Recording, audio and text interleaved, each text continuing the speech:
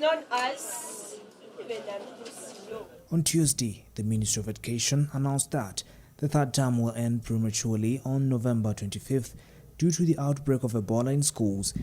Dr. Kizza Besigye, the chairman of the People's Front for Transition, says the government has moved to close schools earlier than expected due to the ongoing Ebola outbreak in the country was uncalled for. According to Besigye, the closure of schools is not in any way related to the outbreak of Ebola, but due to the worsening economic crisis in the country. So the budget that was made, which the regime is using now, it was approved in April of this year. The assumptions that were made in that budget were long overtaken by events. Hence, the spiraling inflation. Ebola closure. It's an economic crisis closure. Just like the 2-year closure of health, which was called COVID closure of schools for 2 years. It was not a COVID closure, because eventually when they opened the schools, nothing had been done different from what was there. Besigye told journalists at the Forum for Democratic Change headquarters in Najanakumi today that the economic crisis should be blamed for the rising crime in the country. That episode of grabbing guns clearly is not for ordinary crime. It is political. It is a political response to the crisis.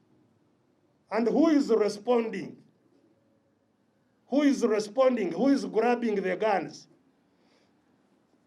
Well, we don't know. It is either the victims of the crisis, but it could also be the state itself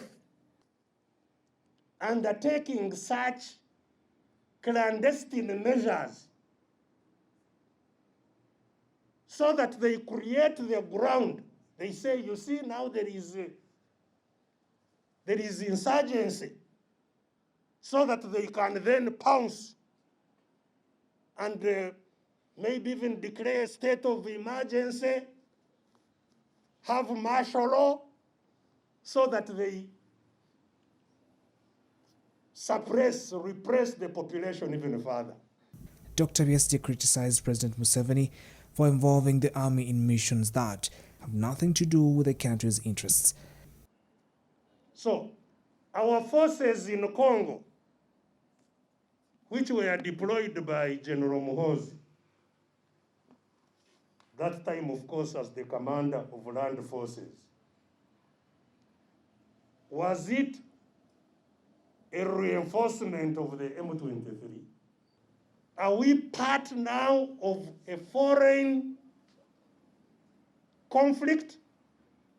Because, as we have seen, there are those who are against, those who are for, so we are the ones we have taken a side as a country